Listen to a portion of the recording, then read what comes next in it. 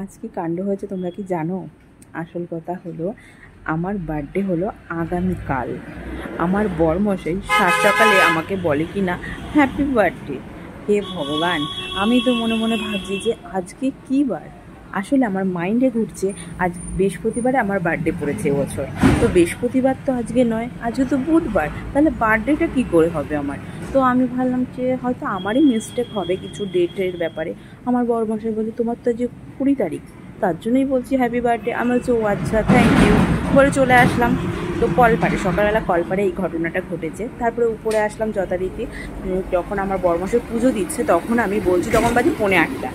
তখন আমি বলছি এই আজকে তো 20 তারিখ, কারণ আজকে তো 19 তারিখ, কালকে 20 তারিখ, মানে আগামীকাল আমার হ্যাপি বার্থডে।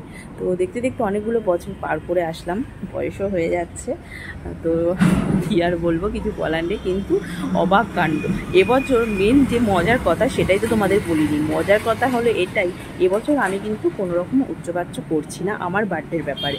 কারণ সত্যি কথা বলতে কি, দেখবে বিয়ের পরে, বিয়ের আগে, তারপরে বিয়ে, মানে এক একটা স্টেপে এক এক রকমও কিন্তু তোমাদের বিয়ের আগে দেখবে একরকম বার্থডে, বিয়ের পরে একরকম বার্থডে, বিয়ে হওয়ার পরে, তারপরে বিয়ের পরে যখন বেবি টেবি হওয়ার আগে বা বেবি হওয়ার পরে একরকম বার্থডে। সব কিছু না একরকমের উচ্ছ্বাস থাকে। সেই উচ্ছ্বাসটার থেকে মেন কথা জিনিসটা হলো, এবছর আমার ভেবেছিলাম যে আমার বড়মশাই দেখি মনে থাকে কিনা তার, আর সে আমায় উইশ করে কিনা। তো ও মা, আমি তো অবাক। আমি দেখছি 20 তারিখে বার্থডে, আমাকে 19 তারিখে উইশ করে বসে রয়েছে।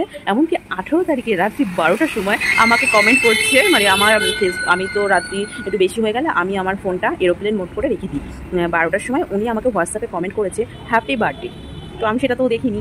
তো উনি 12টার সময় কমেন্ট করে ঘুমিয়ে পড়েছে। সকালবেলা উঠে তো আমি, আমার সাথে যখন দেখা হয়েছে, কথোপকথন হয়েছে, তখন তো এই সমস্ত কাণ্ড কারখানাগুলো হলো। পরে আমি ফোন দেখে দেখি যে এই ঘটনা, এই হলো ব্যাপার। তো আলটিমেট আমার বার্থডে হলো আগামীকাল। তো হ্যাপি বার্থডে মি। তো যাই হোক, মানে আমি ভেবেছিলাম বরমশাই আমাকে উইশ করে কিনা, উল্টা দেখলাম এবছর আগেই উইশ করে দিয়েছে। তো অ্যাডভান্স হ্যাপি বার্থডে আমাকে বলে দিয়েছে। তো থ্যাংক ইউ সো মাচ।